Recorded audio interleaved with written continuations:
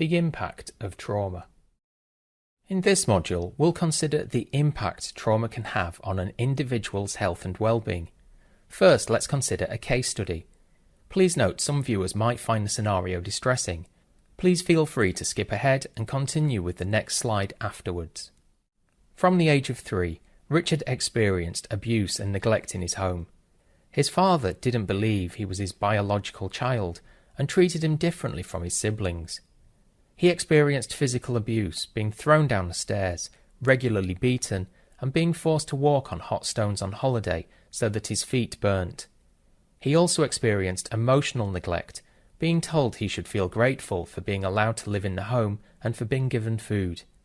His mother was prevented from intervening, and he was left out of family activities. No one comforted him, and he was beaten if he cried. These things can be very difficult to hear or even imagine, but experiences like these are the reality for many people who access our mental health services.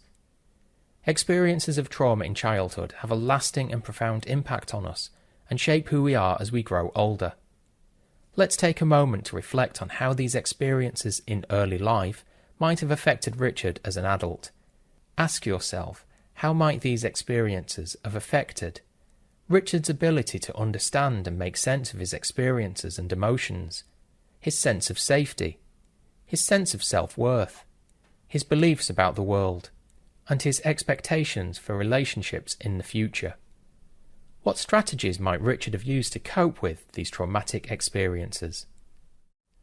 To help us understand the impact of trauma, we first need to understand the role of early relationships, in particular the role of a child's relationship with their attachment figures. Our attachment figures are the significant caregivers in our early lives. How we experience care from our attachment figures sets the template for how we form and manage relationships with others, explore the world, and have our needs met in adulthood. Let's consider how healthy and unhealthy attachments can influence our development as children. In a healthy attachment, the attachment figure looks out for the child's needs and ensures they are kept fed, watered and warm, responds to distress, ensures their physical and psychological safety, and provides healthy templates for social interactions. The result of this positive attachment is a child who feels safe and can make sense of their emotional experiences, feels connected with others, has a stable positive view of themselves, can understand the impact of their actions and the feelings of others, and can understand and regulate their emotions. In unhealthy attachments, the child is hurt or harmed by the very people meant to protect them. The attachment figure can fail to meet their basic needs, doesn't respond to the child's distress and neglects or dismisses them, fails to protect them from physical harm, or even deliberately subjects them to abuse. An unhealthy attachment like this can affect the child's physical development. It leaves the child without a sense of safety for themselves and a heightened sense of threat. A lack of healthy templates for social interaction can negatively impact their future relationships. The child will struggle to understand the motivations and intentions of others and likely blame themselves for the negative things that have happened. And they might not be able to deal with distressing emotions such as fear and shame, feeling that they don't matter or are not liked. A history of unhealthy patterns of attachment can influence how we see ourselves and how we relate to others. Individuals may unconsciously make unhelpful, repetitive choices because they seem familiar or because they feel they do not deserve to be in a nurturing relationship. They may also have limited ways of getting their needs met. For example, if an individual had an abusive caregiver, they may find themselves in toxic relationships as an adult, where they feel they need to always compromise their own well-being to avoid being abandoned. Or they may feel they need to remain emotionally detached to deal with what feels threatening. This is partly because we are designed to repeat what was reinforced before in our life, where we may have had some attention from an abusive or neglectful caregiver by acting in a certain way. The potential of entering into a new supportive relationship can feel unfamiliar and scary for these individuals. Take a moment to reflect on your own childhood. Who were your attachment figures? Did they attend to your physical and emotional needs, provide a safe space from which you could explore and understand the world, and help you develop healthy relationships with others? How might your life have been different if these attachments had been different? So far, we've looked at the impact that healthy or unhealthy attachments could have on our development from childhood to adulthood. But what about the impact of difficult or harmful experiences? We call these experiences adverse childhood events, or ACEs. ACEs include some of the things we have already mentioned, such as incidences of abuse or neglect. It could also include household dysfunction, such as growing up around domestic violence, substance abuse, or parental separation. But ACEs also include a much broader spectrum of things that could impair our social, emotional, and cognitive development and lead to harmful behaviours in later life. Studies show that people who have experienced 4 or more ACEs are 3 times more likely to have stayed overnight in hospital, 6 times more likely to have had or caused unintended teenage pregnancy, 11 times more likely to have smoked cannabis, 15 times more likely to have committed violence, 16 times more likely to have used crack cocaine or heroin, and 20 times more likely to have been incarcerated.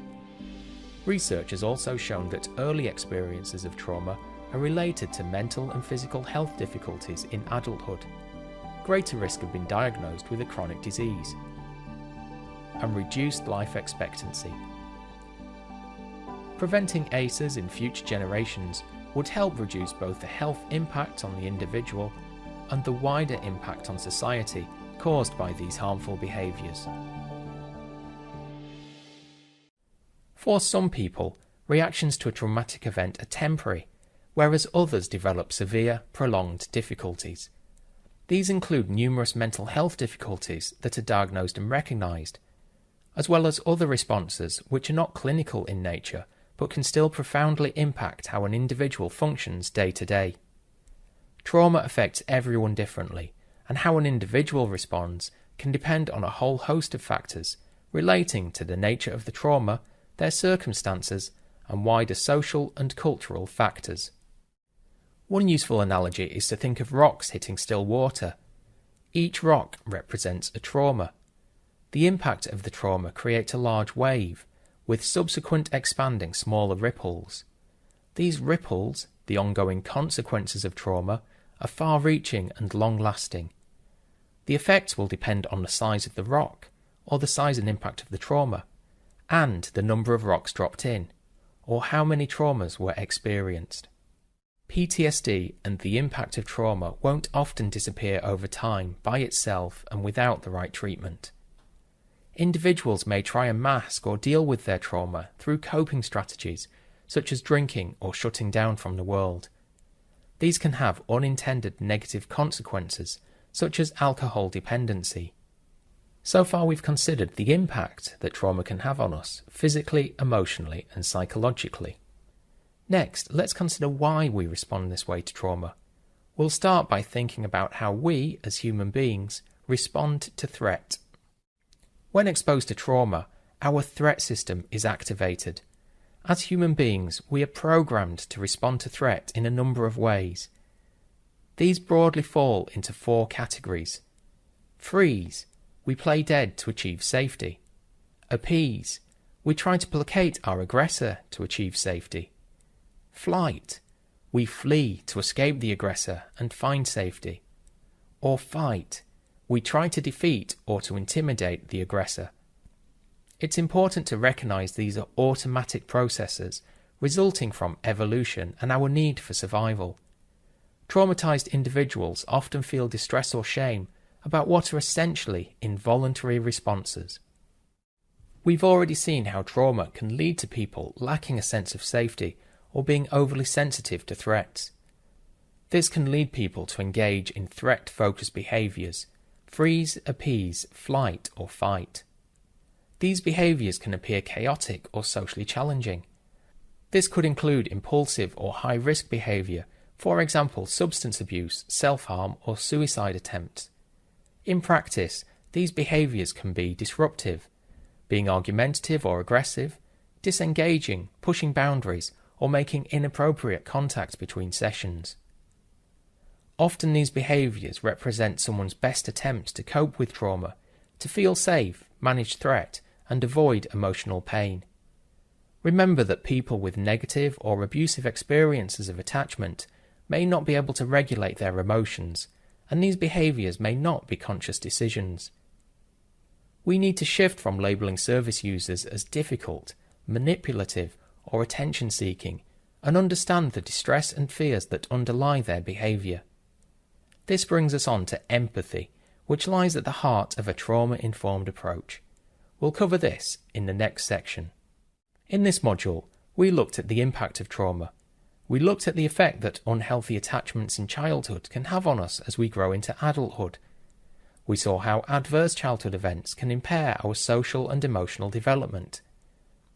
And we considered how the evolutionary responses to threat can manifest as challenging behaviours, to which we must respond with empathy. We'll explore this further in the next module.